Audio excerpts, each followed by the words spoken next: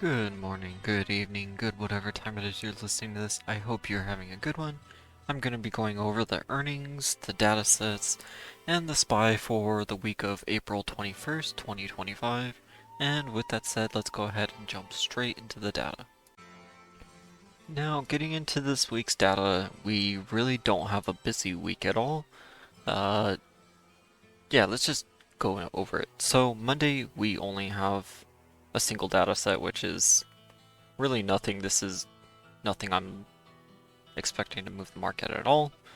Then on Tuesday, we have Harker speaking at 9:30. I'm not really expecting a whole lot from him. We have the 2-year note auction at 1 p.m., which is, that one is fairly important just because that's like the main treasury that the Fed is watching.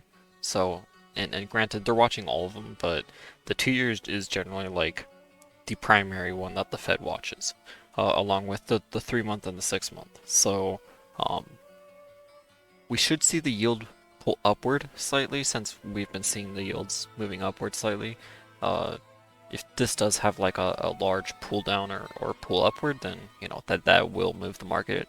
But generally, we shouldn't expect a whole ton out of the 2 year. Now we have Fed member Kashkari speaking at 2 p.m.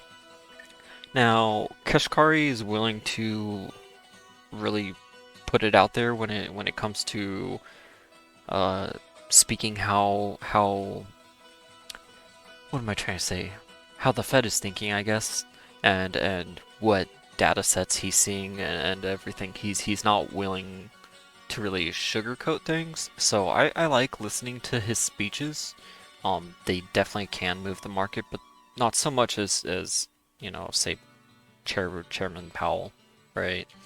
Uh, Kashkari's speaking twice this week, so he's speaking on Tuesday and I believe on Thursday. Yeah, on Thursday, but it's way later in the evening on Thursday. Now Wednesday we have building permits in the pre-market. Really, I'm not looking forward to that at all. Uh, or it's kind of an unremarkable data set for me. We have Waller speaking at 9:30. Again, not really expecting a whole lot, but we are needing to pay attention to the Fed right now because, as I've mentioned in the last few videos, we really need to focus on what the Fed is saying in regards to like the labor market and consumers and everything, and kind of just their whole where the Fed is thinking right now. Just the brainstorming, the mind, the thought processes, just everything right now. And that kind of leads into, one of the next major data sets, which is the beige book. Excuse me. And that's also on Wednesday, but that's later in the day. We'll get to that. That's at 2 p.m. Now, after Waller speaks, we have the manufacturing PMI at 9:45, so 15 minutes after open on Wednesday, and then we have the new home sales at 10 a.m. I hope I said 9 a.m. Yeah, 9:45 a.m. We have the data sets followed by 10 a.m. and the oil inventories those don't really matter too much. The 5-year note auction, again, we should be expecting the yields to move upward, and other than that, I'm not really anticipating a whole lot from the auction itself.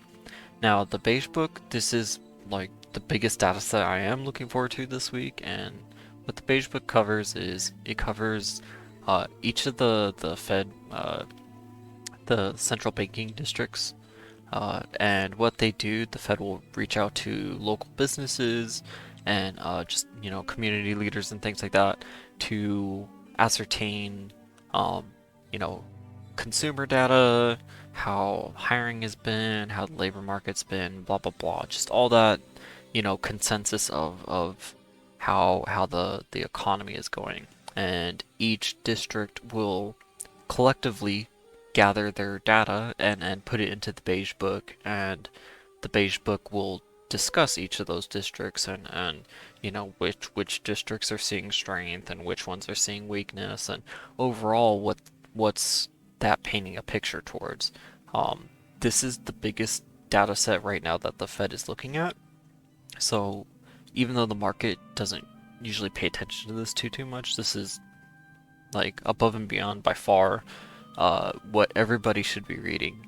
Um, they can be kind of long. Sometimes they're like 40 page write-ups, but I do suggest reading it if you are a market speculator and everything. This is extremely huge data set.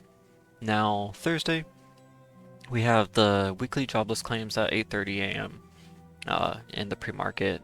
Again, I'm not expecting a whole lot from that right now, but if we have, a major drop in that or a major, increase, then obviously that's going to move the market.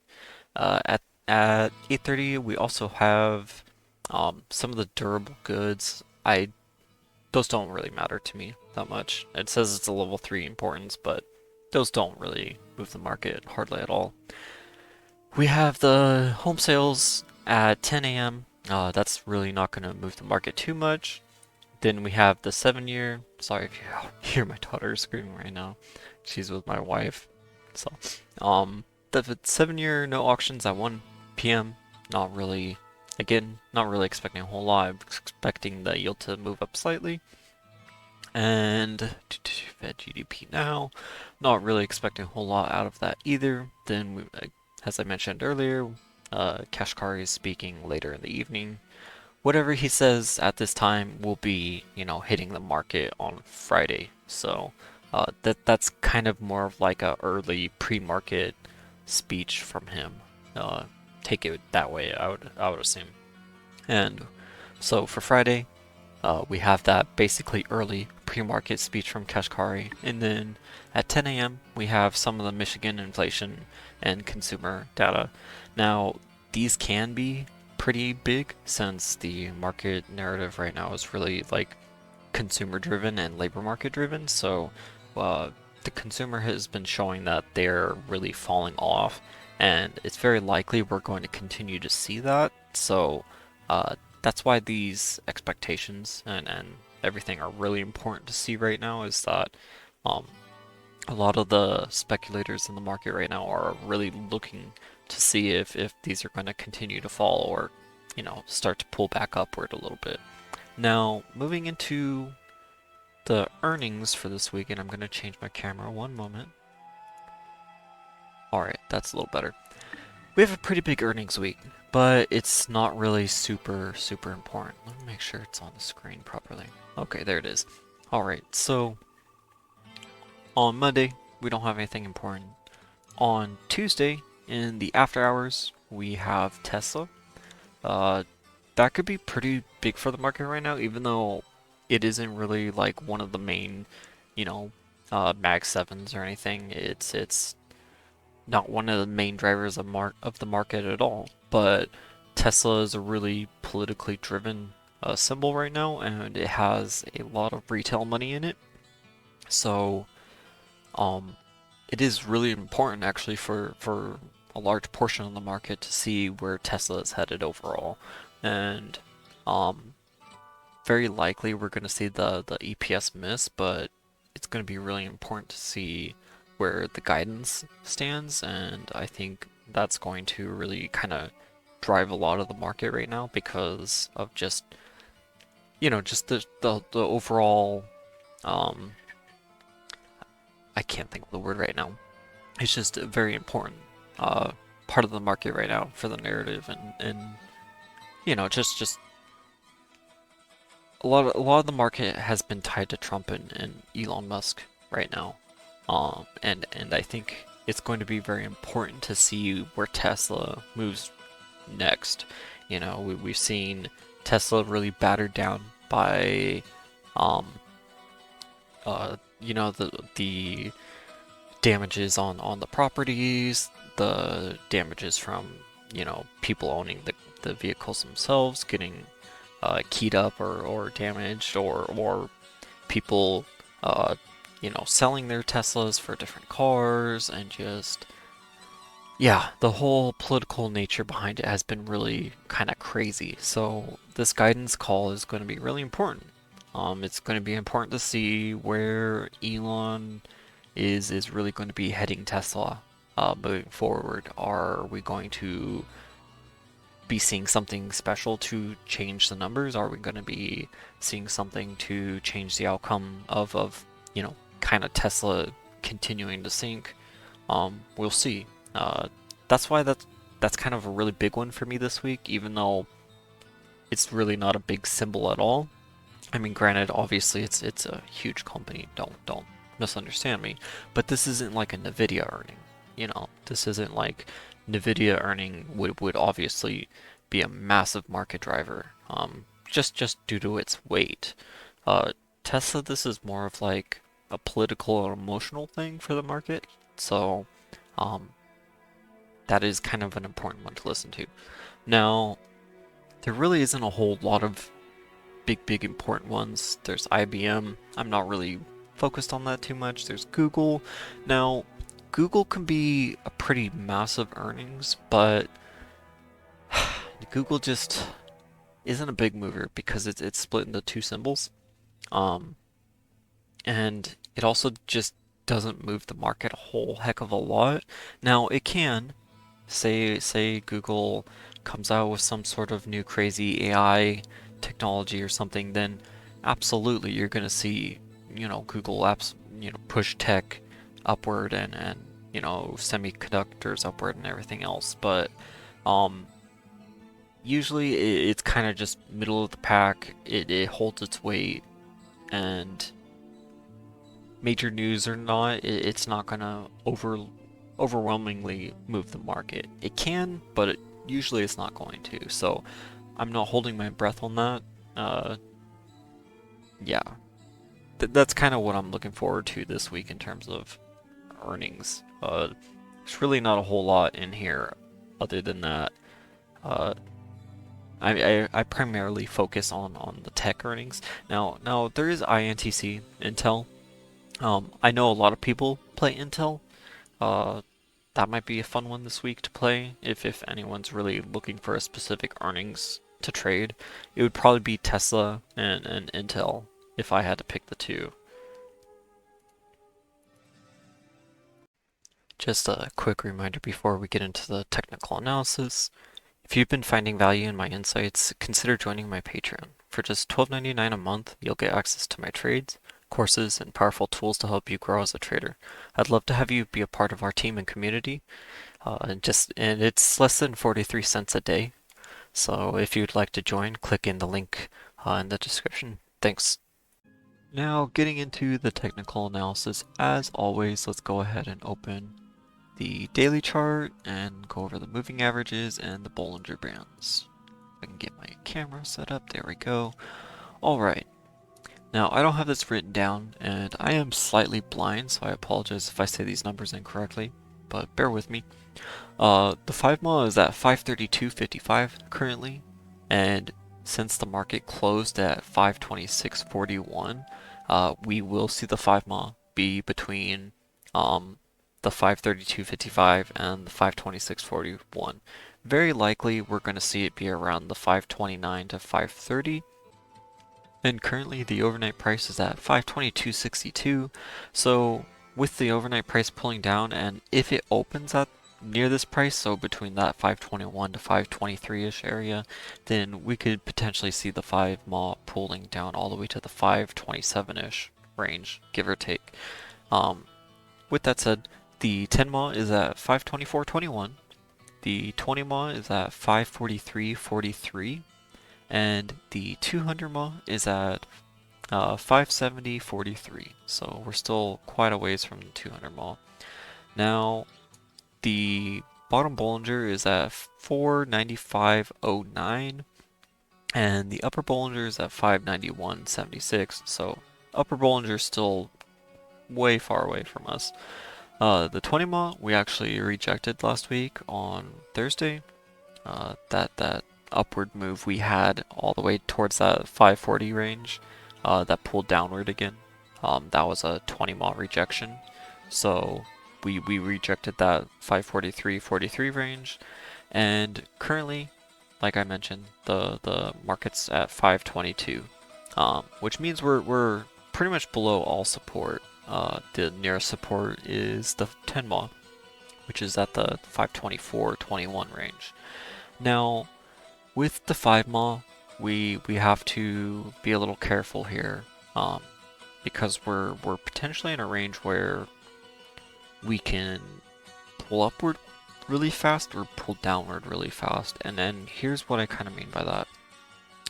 When and I've discussed testing moving averages before, so hopefully this isn't too new to anyone. But say we have the 5 mall pull to say 528. Usually we will test $1 to $2 under that level and $1 to $2 over that level if we're going to test the area. So if it's at 528, then we can assume the downside of the bottom, the bottom side of that 5 mod test is going to be at the 526, and the upside of the 5 mod test would be at 530, give or take, within that $1 to $2 range. So if we see the market pulling downward towards open, say we open closer to the 521 range, and say we have the 5 mall opening, say at 527, then that means the 525 range would be within that 5 mall testing range, and would it be very reasonable to pull back upward to the 525? Within Monday to Tuesday's session? Absolutely. That can happen very quickly, especially when the market's negative, right? So or majorly negative or majorly positive before the open. It kind of allows it to slingshot the other direction. And I'm not saying that we're going to slingshot upwards and just blast through things. That's not what I'm saying right now. I'm just saying that this is a really good target that's coming within range, and they can easily pull the market back up to that 520, that 528, 529, 530 range, just to test that range while still being bearish. If they want to reject that 5 mall, they'd pull it up, test that level, and then come back down. So for where we are right now, that'd be a massive move and absolutely kill puts. So just be aware of that. If you are trying to position this week, really try to position on the 5 mall and really try to get positions about 2 to 4 weeks out. That's how you're going to really get the best of this move. Because remember, what comes after the 5 mall? It's either the 20 mall or the bottom Bollinger. Now, we are testing the 10 mall. I generally don't look at the 10 mall as a range to test, but we do focus on testing that range. So just as the 5 mall, we should expect $2 above and below. Sorry if you hear my daughter screaming randomly. It's her bedtime and she gets grumpy. Anyway, so with the 10 mall being at the 524 range, we can expect the 526 to the 522. With us being at the 522 right now, technically we're at the bottom of the 5 or at the 10 mall range. And that means that the market technically can pull this back upwards to test the upper bounds of that 10 mall. And it can get bullish very quickly. So you just have to be very careful in this area. Now, the downside is that we have this major bear structure, and I'm going to hide the moving averages and hide the Bollingers so I can draw this out really quick. And the drawings are going to be crazy for a second. I'm actually going to, hold on, delete these liquidity zones, or I'm going to delete the purple one. We don't need it right now. We will keep this yellow one. We will delete that micro bullish channel. Alright, okay, so again, as always, this is daily chart. We have our old major buying channel that was broken out of during the correction, and now we're very well within this major selling channel. We have this massive inverse cup built here, okay, and that's not the best looking cup, I apologize, but from inverse cups we should expect an inverse handle. Okay. And I talked about this last week, but if we didn't start pulling above this area and heading above this area, then we would pull back down and retest this area and reject. Okay, because this was a liquidity zone, and how liquidity zones work is um, you either take the area and go all the way from the bottom to the top to the bottom again, essentially, or you reject the zone and you know, pull out of it. So far, we are rejecting the zone. Okay, um, and likely so far we're building this handle downward. If we do build this handle downward, we have not only the bottom Bollinger to look at, which is well within this range, but we also have this 481.80 to look at. Oh jeez, my daughter is going crazy right now. I apologize. My wife's got a handle on her though, so don't worry. Um, so our downside is pretty massive right now, and that's kind of what we have to look at. Now, moving to the hourly chart, we have a couple different structures here that I wanted to outline. So we have this bullish cup that we talked about last week. Okay. Okay, draw. Cursor, whatever. And click. There.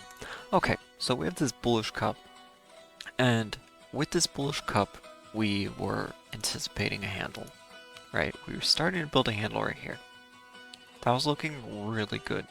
But then we started to have, you know, some of the negative news that we got last week, and so far this handle is not working out. Granted, it still can pull out further. This handle can extend a pretty crazy length like that, even though it doesn't look like a cup and handle. It can happen. What is likely happening though, no, I don't want to delete all the drawings, is we are seeing a inverse cup starting to form here instead.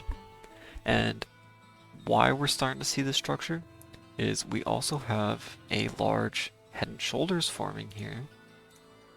And let me just show it that way, which really shows the structure a lot better. We're starting to see a head and shoulders forming here. And with that head and shoulders, we're very, very likely going to see the bottom of this gap taken.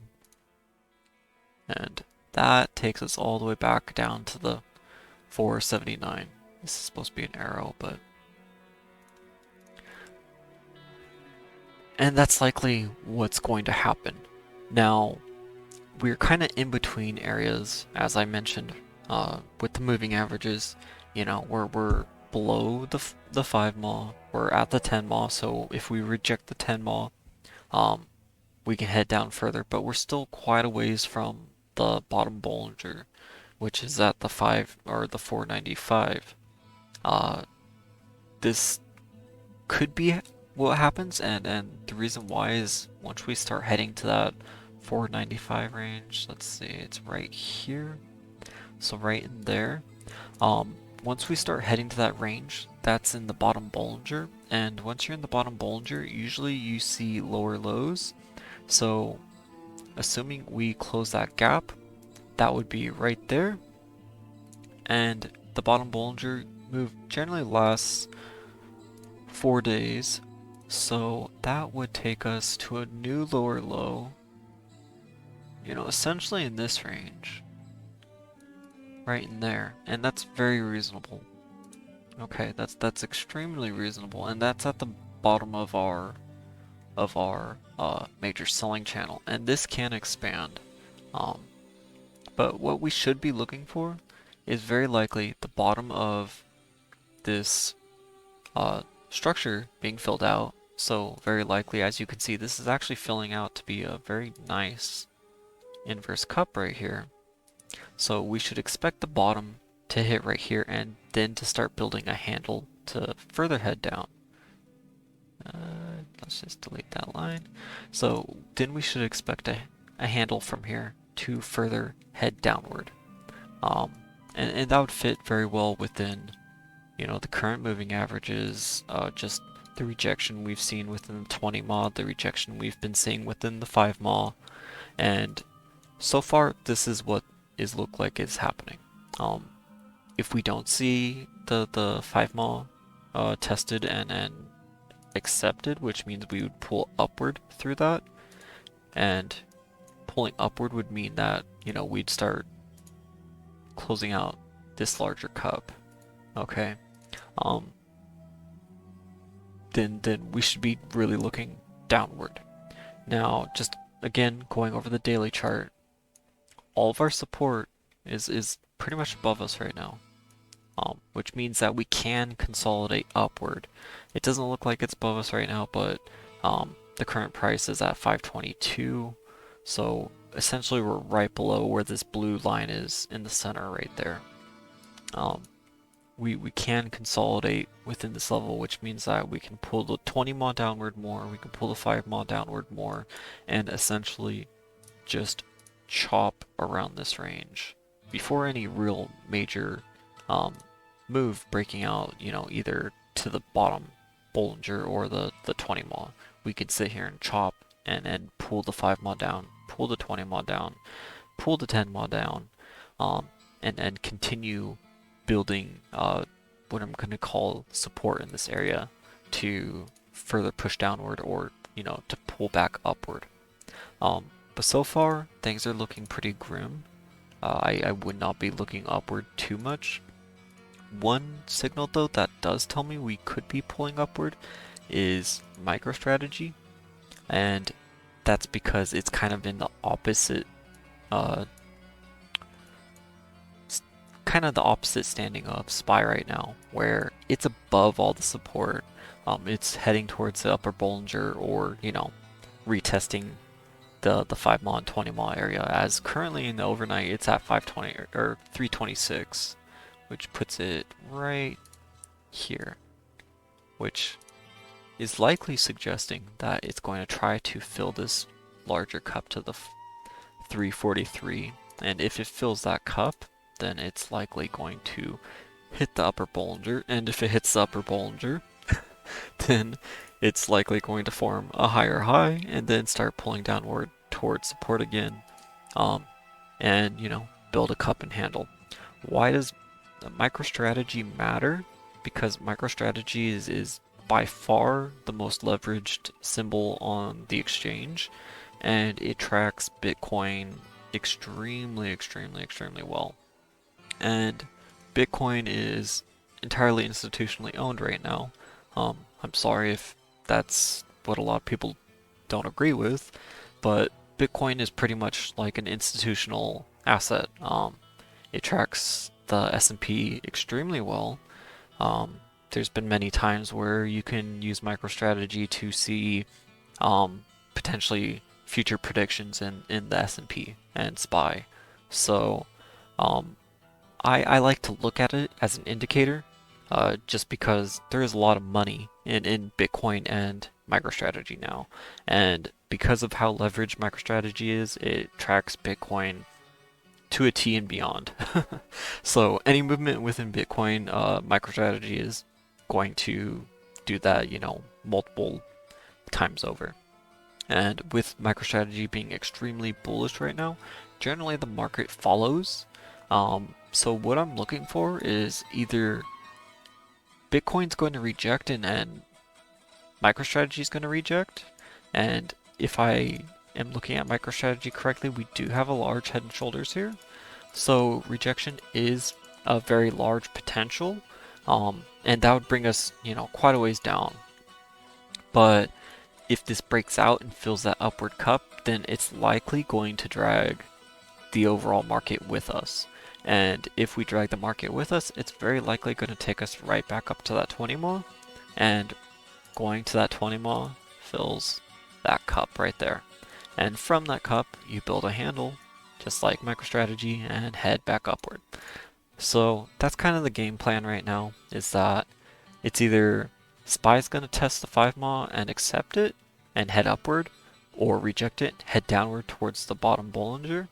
And we can also look at Master, or, you know, MicroStrategy for an indicator of that as well, because the Bitcoin, it's not going to show on here because unfortunately the moving averages don't track on the on Bitcoin on uh, the computer version, but on the mobile version it does. But the Bitcoin's 200 moving average is at 88,100. So essentially, we're testing that level right now. It's very likely we fully test that level, and if we reject that level, then the market is definitely going to be heading downwards quite a bit, because from that rejection comes the 74,000 again.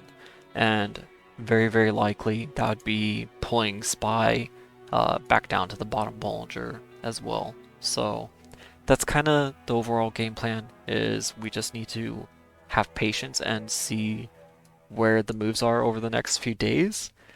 We don't have a lot of data this week. We have a couple important earnings, but nothing, super, super important. So we just need to be patient. I would not be trying to swing into this too much.